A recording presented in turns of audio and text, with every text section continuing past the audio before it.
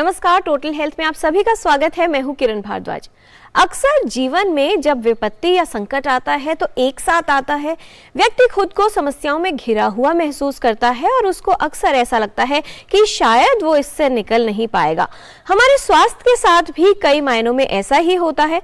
जब एक छोटी सी समस्या लक्षण बनकर सामने आती है और उसे नजरअंदाज कर दिया जाता है और व्यक्ति को ये लगे कि शायद छोटी मोटी या मामूली समस्या है, लेकिन वो लक्षण हो सकती है और एक इशारा दे सकती है कि हमारा स्वास्थ्य बिगड़ रहा है और आगे आने वाले समय में कई समस्याएं भी परेशान कर सकती हैं। आज हम ऐसी ही समस्या की बात करेंगे जिसे मेटाबॉलिक सिंड्रोम कहा जाता है। कितना बड़ा खतरा है ये हमारे स्वास्थ्य के लिए और किस तरह से स्वास्थ्य को प्रभावित कर सकती है, ये समझेंगे विशेषज्ञों से। उससे पहले इस रिपोर्ट पर नजर डालकर ये जानने की कोशिश करते हैं कि दरअसल मेटाबॉलिक सिंड्रोम क्या होता है और किस तरह से हमारे स्वास्थ्य पर असर डालता है।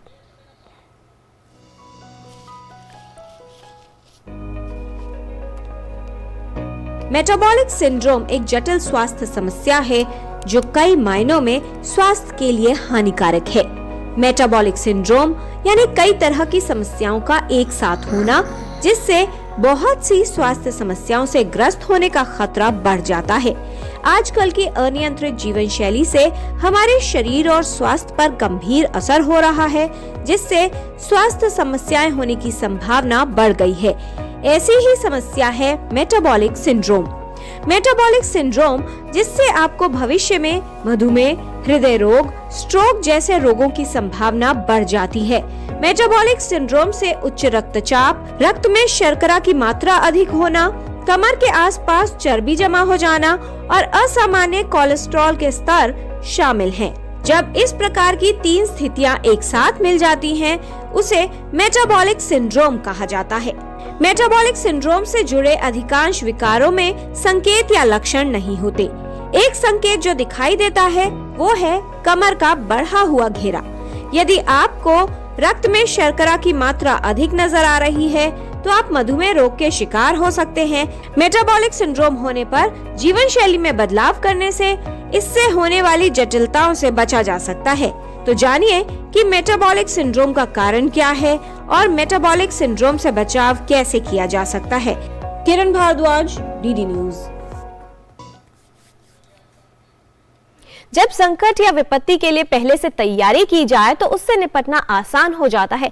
ठीक उसी तरह से अगर हमारा मेटाबॉलिज्म अच्छी तरह से काम कर रहा है, हमारी इम्यूनिटी यानी रोग प्रतिरोधक क्षमता अच्छी है और स्वास्थ्य ठीक है, तो अगर आने वाले समय में कोई स्वास्थ्य समस्या होती है तो हमारी जो शरीर है या हमारी जो बॉडी है उससे बेहतर तरीके से उसका सामना कर सकती है, उसे हरा सकती है। मेटाबॉलिक सिंड्रोम क्या स्थिति है और हमारे स्वास्थ्य के लिए कितनी जटिलताएं उत्पन्न कर सकती है, विशेषज्ञों से समझते हैं और ये भी जानते हैं कि किस तरह से आप इस समस्या से बच सकते हैं, कैसे अपने स्वास्थ्य को ठीक रख सकते हैं। इस विषय पर विस्तार से बात करने के लिए हमारे साथ स्टूडियो में उपस्थित है विशेषज्ञों का खास पैनल। हमारे साथ हैं doctor Sunil M Raheja, former DGHS senior physician GB Pant hospital, former MS GB Pant hospital, और हमारे साथ आज के डिस्कशन में शामिल हैं खास तौर पर बच्चों के बारे में बात करने के लिए doctor Kamal Kumar Singhal, professor department of paediatrics, Kalawati Saran children's hospital. दोनों ही विशेषज्ञों का स्वागत करते हैं। आज का जो विषय है वो बेहद अहम है सभी के लिए, क्योंकि वो लोग जिन्हें मोटापा है, साथ में उच्च रक्तचाप या मधुमेह जैसी कोई समस्या है, वो मेटाबॉलिक सिंड्रोम की चपेट में हो सकते हैं। क्या खतरे हो सकते हैं इसके और बचाव कैसे किया जाए, इस विषय पर विस्तार से आपको बताएंगे टोटल हेल्थ के डिस्कशन में। इस विषय से संबंधित अगर आपके भी कोई सवाल है तो आप हमारे टोल फ्री नंबर पर कॉल कर सकते हैं और समस्या का समाधान आप पा सकते हैं। हमारा नंबर नोट कीजिए 1800111234। इस नंबर पर कॉल करते समय टीवी की आवाज़ कम रखिए, संक्षिप्त सवाल पूछिए और फ़ोन मोबाइल से न कीजिए। आप अपने प्रश्न ईमेल के माध्यम से भी हम तक पहुंचा सकते हैं। हमारा ईमेल एड्रेस है ddnewstotalhealth@gmail.com। तो आइए जानकारी की शुरुआत करते हैं और समझते हैं मेटाबॉलिक सिंड्रोम के बारे में।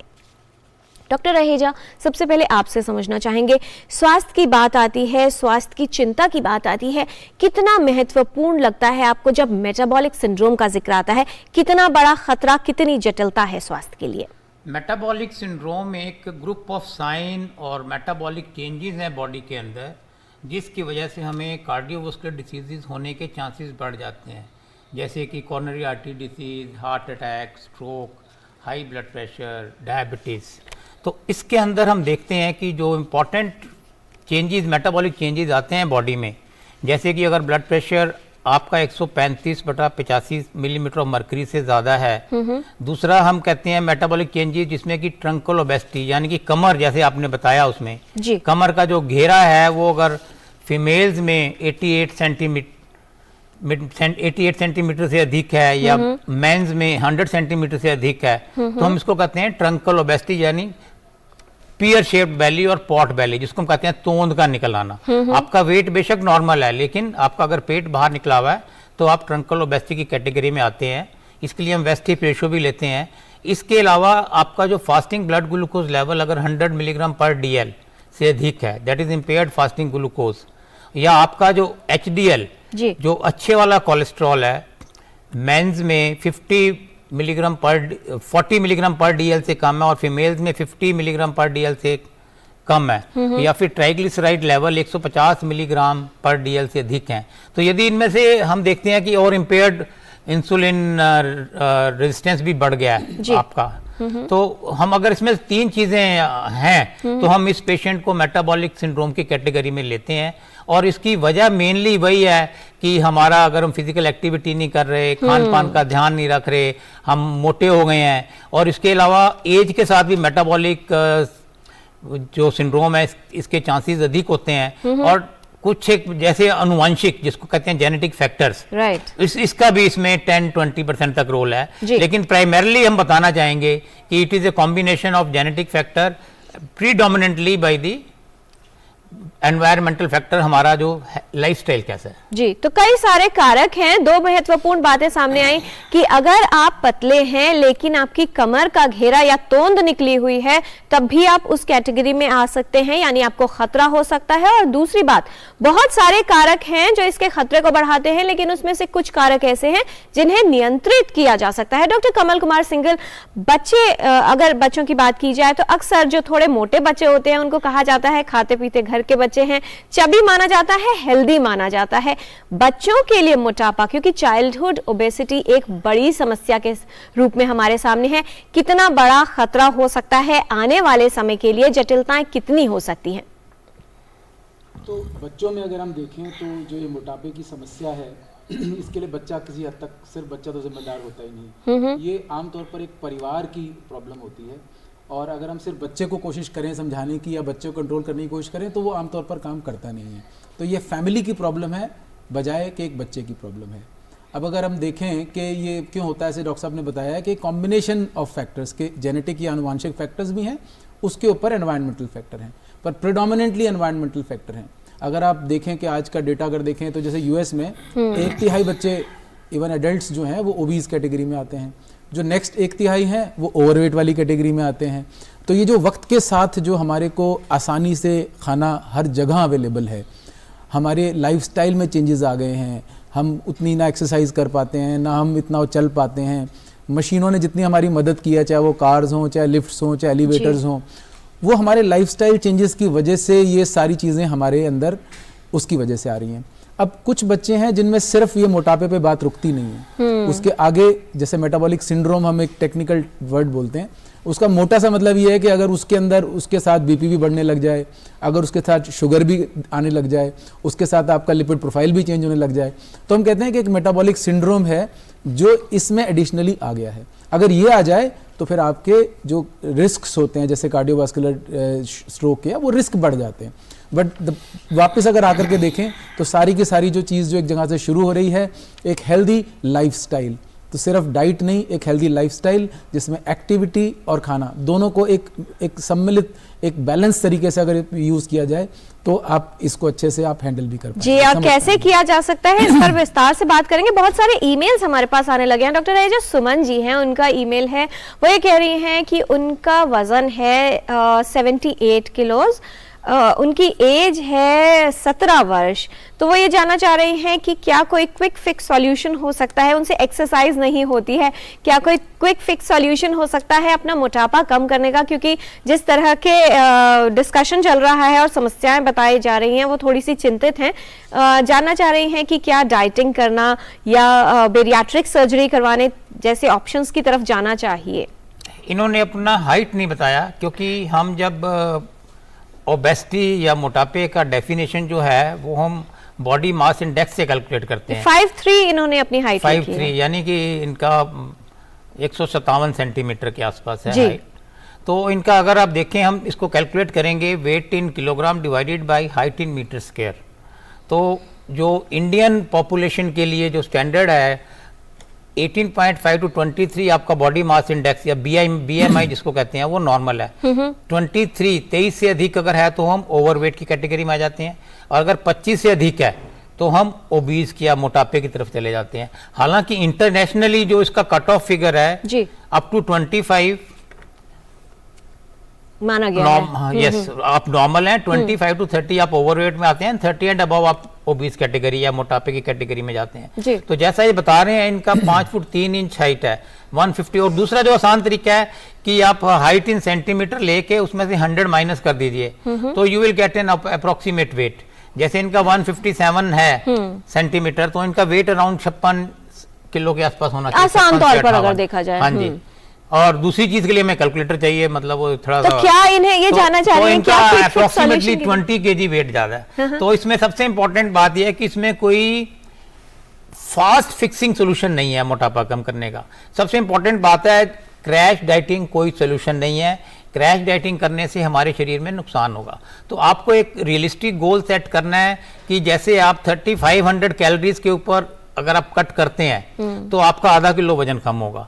तो आपको ये देखना है कि आप कितनी कैलोरीज ले रही हैं और कितनी खर्च रही हैं। It is like a simple bank account, कितना पैसा डाल रहे हैं कितना निकाल रहे हैं।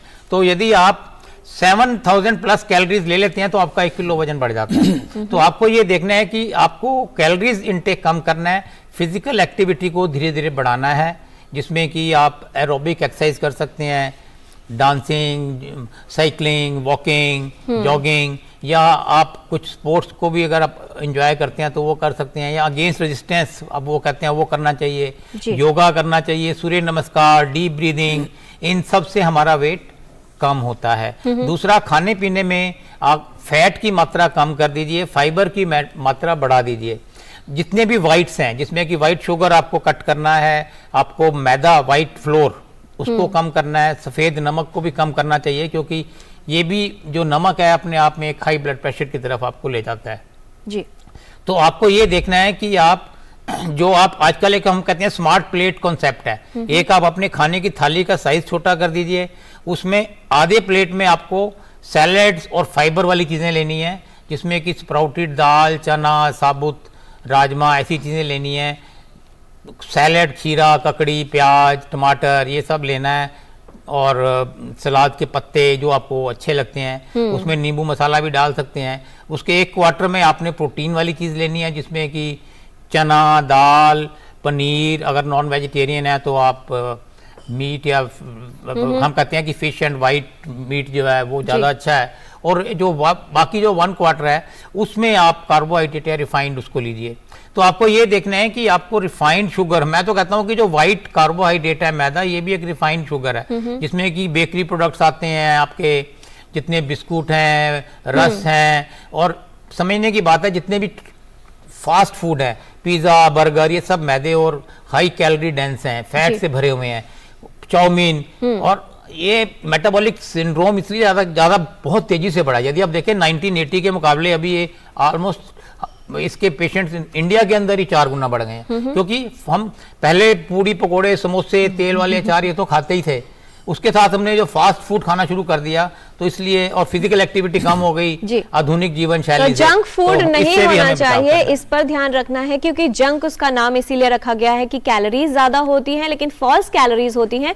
आपको पौष्टिक खाना खाना है, संतुलित भोजन लेना है, तभी आपका स्वास्थ्य ठीक रहेगा। डॉक्टर कमल कुमार सिंघल, कौन से वो लक्षण माता पिता बच्चों में देखें, मार्कर्स बताना चाहेंगे जब ये समझ जाएं कि समस्या बढ़ रही है या बढ़ सकती है, और एक विशेषज्ञ की सलाह अनुसार आगे किस तरह से बच्चे का वेट बैलेंस किया जाए, क्या एक्टिविटीज करवाई जाए, उस पर ध्यान देना शुरू किया जाए? तो जो डॉक्टर साहब ने अभी बताया है हम उससे अलग चलते हैं, बच्चों की बात करते हैं। तो बच्चों में अगर हम कहें ना कि सिर्फ अगर मोटापा है और फैमिली में पेरेंट्स में भी मोटापा है, तो 2 चीज़ें होती हैं जो हमें बताती हैं कि ये कोई जेनेटिक सिंड्रोम या कोई इस तरह की दिक्कतें आने के चांस कम है, और ये सिर्फ खाने पीने की आदत की वजह से है। पहला, अगर बच्चे की हाइट कम है तो ये एक इंडिकेटर है कि ये सिर्फ खाने पीने से लेना देना नहीं है, कुछ और गड़बड़ है और किसी डॉक्टर को दिखाने की, विशेषज्ञ की सलाह की जरूरत पड़ेगी। जी। तीसरा, अगर आपको लगे कि वजन एकदम से बढ़ गया है तो एक रैपिडली बढ़ता हुआ वजन या एक कम हाइट, ये दो ऐसे इंडिकेटर होते हैं जिसमें हम लोग इन्वेस्टिगेट या हमें एक्सपर्ट एडवाइस चाहिए होती है, क्योंकि आमतौर पे जो ओवर अगर खाने की प्रॉब्लम होती है तो उसमें हाइट कम नहीं होती, वजन हाइट वगैरह थोड़ी ठीक होती है बच्चे की। तो ये दो इंडिकेटर्स हैं जो आपको बताएंगे कि अब आपको विशेषज्ञ की सलाह लेनी है, या तो बच्चे की हाइट जरूरत से कम है या रैपिडली वेट गेन हो गया। अब बच्चों के अंदर, अब जैसे डॉक्टर साहब ने बताया कि जो वजन कम करने वाली चीज होती है, हम लोग यूजुअली बच्चों की ना बढ़ती बोन्स होती हैं, उस टाइम पर हम नहीं एक्सपेक्ट करते कि उसका वजन कम किया जाए। तो अगर कोई बच्चा ओवरवेट या ओबीज होता है तो हम ये सलाह नहीं देंगे कि उसका वजन कम किया जाए, हम ये सलाह देंगे कि लाइफस्टाइल चेंजेस बनाए जाएं ताकि उसके जो बढ़ने की स्पीड है पहले उसको पकड़ा जाए। एक बार अगर उसकी बढ़ने की स्पीड कम हो जाए तो हम उसकी बढ़ने की स्पीड को रोकेंगे, क्योंकि 2-1 साल में जैसे जैसे बच्चा अपनी एज बढ़ेगी वो वेट भी उसके लिए अप्रोप्रिएट हो जाएगा। तो पीडियाट्रिक्स में हम लोग आमतौर पर वजन कम करने की सलाह नहीं देते। इससे भी ऊपर एक चलते हैं, अब हम जैसे बीएमआई की बात करें, वजन की बात करें, इसमें एक सबसे बड़ी प्रॉब्लम क्या है कि वो हर एक एक्स्ट्रा वजन को फैट मान लेता है। तो अगर आप किसी बॉडी बिल्डर का अगर आप बीएमआई कराएंगे तो ज्यादा आएगा, लेकिन वो उसकी फैट नहीं है। तो सिर्फ वजन को मत चेंज करिए, आप हेल्दी लाइफस्टाइल में जाइए।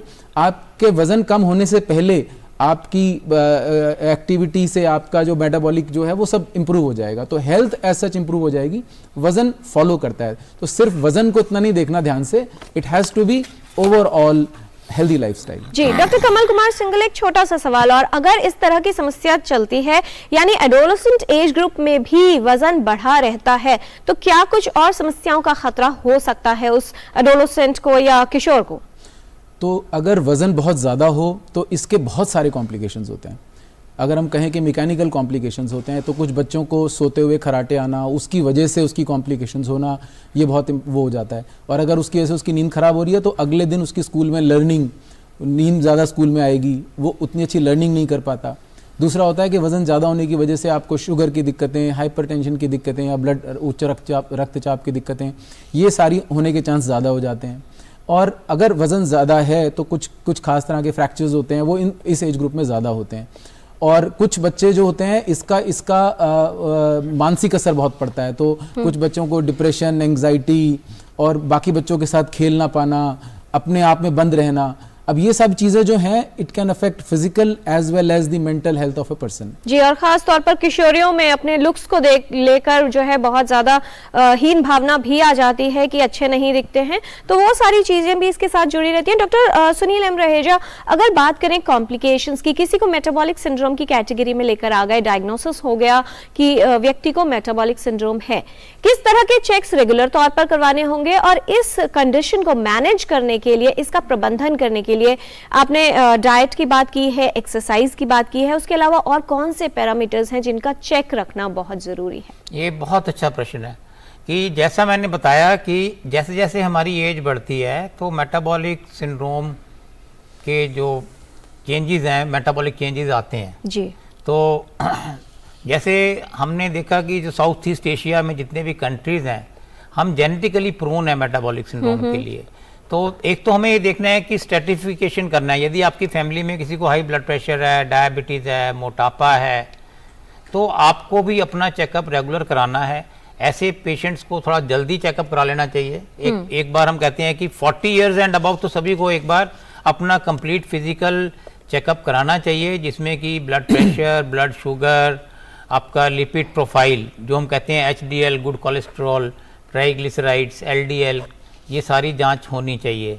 लेकिन यदि आपके फैमिली के अंदर आप हाई रिस्क में आते हैं, आपकी फैमिली के अंदर पेरेंट्स में, भाइयों में या ब्लड रिलेशन में ब्लड प्रेशर, डायबिटीज़, मोटापा, ये सारी समस्याएं यदि हैं, डिसलिपिडीमिया जिसमें कि कोलेस्ट्रॉल का बढ़ जाना, LDL बैड कोलेस्ट्रॉल का बढ़ना, HDL का कम होना, तो आपको चाहिए कि अपना आप 25 की एज में भी एक प्रिलिमिनरी चेकअप कर देना चाहिए। बल्कि अभी तो government of India, ministry of health ने स्कूलों में ये चेकअप करना शुरू कर दिया है, क्योंकि डॉक्टर सिंघल मेरे से एग्री करेंगे कि यदि आप जितना जल्दी इस चीज को डायग्नोज कर लेते हैं, पता लगा लेते हैं, उतना जल्दी आप इससे उस व्यक्ति को निजात दे सकते हैं। और आगे जाके यदि आप देखें, जो अभी हमारे जो डेटा दिखा रहे हैं, चौंकाने वाले हैं कि भारत जो है India will be the world capital of diabetes, coronary artery disease, hypertension. तो ये सारी चीजें जो डेटा दिखाती हैं अलग अलग स्टडीज के अंदर, तो हमें चाहिए कि एक हेल्दी राष्ट्र निर्माण के लिए, स्वस्थ राष्ट्र निर्माण के लिए, ये बच्चे हमारा भविष्य हैं। और ये देखा गया है कि जो बच्चों में हैबिट आती है वो लाइफ लॉन्ग रहती है। नॉर्मली मैं ये जानना चाह रही हूँ कि क्या कोई खास चेकअप करवाने की जरूरत है अगर किसी व्यक्ति को मेटाबॉलिक सिंड्रोम है, मोटापा है, उसके साथ समस्याएं आ रही हैं, कितने समय में कौन कौन सी जांच जरूर करवा लेनी? हाँ, जरूरी है कि आप अपना ब्लड शुगर चेक करवाइए फास्टिंग, जो कि अगर 100 मिलीग्राम पर DL से ज्यादा है तो आप एक प्री डायबिटिक ग्रुप में आते हैं, आपको ध्यान रखने की जरूरत है। आप अपना ब्लड प्रेशर चेक कराइए, यदि आपका ब्लड प्रेशर 130/85 मिलीमीटर मर्क्यूरी से अधिक आता है तो आप फिर उस कैटेगरी में आ जाएंगे। और इंसुलिन फास्टिंग लेवल, जो हम कहते हैं इंसुलिन रेजिस्टेंस के लिए चेक करते हैं हम, और इसके अलावा एक डिटेल्ड लिपिड प्रोफाइल जिसमें कि हम HDL जो अच्छे वाला कोलेस्ट्रॉल है वो हमें 40 से अबव चाहिए मेंस में, तो और जो ट्राइग्लिसराइड है वो 150 से नीचे चाहिए, LDL लेस देन 100 चाहिए। तो ये सारी चीजें चेकअप कराते रहना चाहिए समय समय पर। डॉक्टर 6 महीने में करवाएं? नहीं, यदि आप 40 साल में कराते हैं, अगर आपके सारे पैरामीटर्स नॉर्मल हैं, फिर आप 2-2 साल में करा सकते हैं। यदि उसमें कोई चेंजेस आते हैं तो ऐसे तो आप अपने डॉक्टर के संपर्क में रहिए, फिर हो सकता है हमें 6 महीने में चेक करना पड़े। यदि आपका ब्लड शुगर लेवल अधिक है तो नेचुरली हमें आपका HbA1c, थायराइड, बाकी चीजें करानी पड़ेंगी। तो हमें ये सब देखना पड़ेगा कि मतलब यदि सब कुछ नॉर्मल है तो आई विल से कि 2 ईयर इज फेयर एनफ।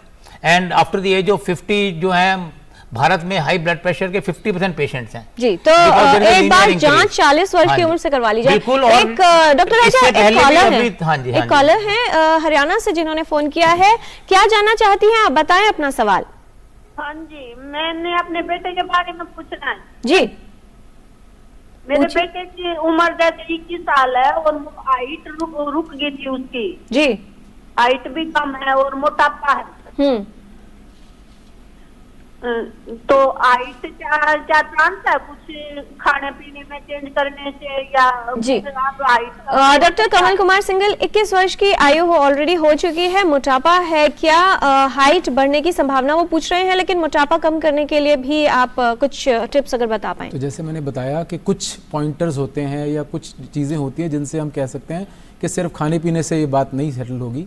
अगर हाइट कम है, अब ये जो हाइट कम है ना, ये कई चीज़ों पर डिपेंड करती है कि माँ बाप की हाइट कितनी है और परिवार में बाकी लोगों की हाइट कितनी है। तो अगर उनके आसपास हाइट है तो सिर्फ हाइट से वो बात नहीं बनेगी।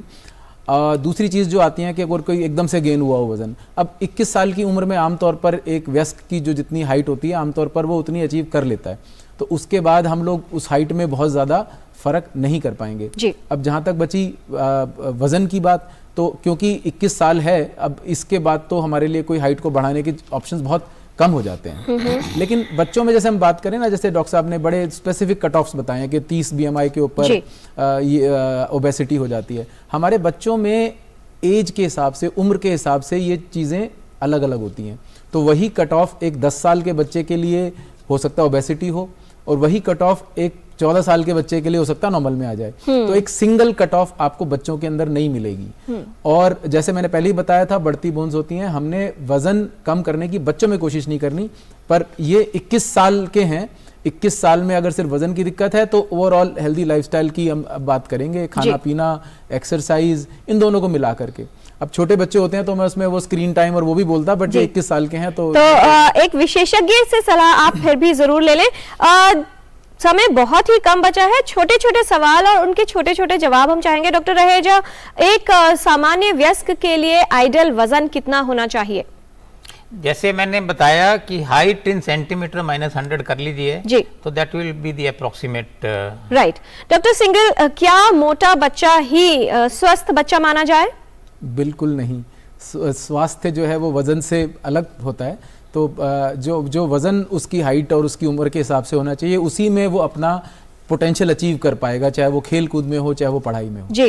भारतीय जनसंख्या के लिए डॉक्टर रहेजा क्या होना चाहिए BMI का स्तर? BMI भारतीय के लिए लेस देन 23 है, normal 18.5 to 23 ji. Doctor Kamal Kumar Singhal, बहुत सारे लोग ये मानते हैं कि फिजिकल एक्टिविटी से अच्छा है बच्चों को वीडियो गेम्स या स्क्रीन टाइम दिया जाए, आसान होता है और बच्चे बैठे रहते हैं। तो स्क्रीन टाइम जो होती है वो बहुत मुश्किल कर देती है वज़न को कंट्रोल कर पाना, क्योंकि उसमें बच्चा जो खाने का जो स्वाद और खाने का जो एंजॉयमेंट है वो निकल के सब स्क्रीन में रह जाता है। तो 2 साल से कम बच्चे को कोई स्क्रीन टाइम नहीं मिलना चाहिए, 2 साल से बड़े बच्चों को एक दिन में 2 घंटे से कम, और उस टाइम पर शाम के टाइम उसको बाहर खेलने के लिए भेजें रादर देन स्क्रीन पे बैठाएं। जी डॉक्टर रहेजा, क्या संदेश आप देना चाहेंगे हमारे व्यूअर्स को मेटाबॉलिक सिंड्रोम जैसी समस्या से बचने के लिए, स्वस्थ जीवन जीने के लिए? एटीट्यूड पॉजिटिव रखिए, जिससे कि आपके अंदर ब्लिस हार्मोन रिलीज होते हैं, आपका मेटाबॉलिज्म ठीक रहता है।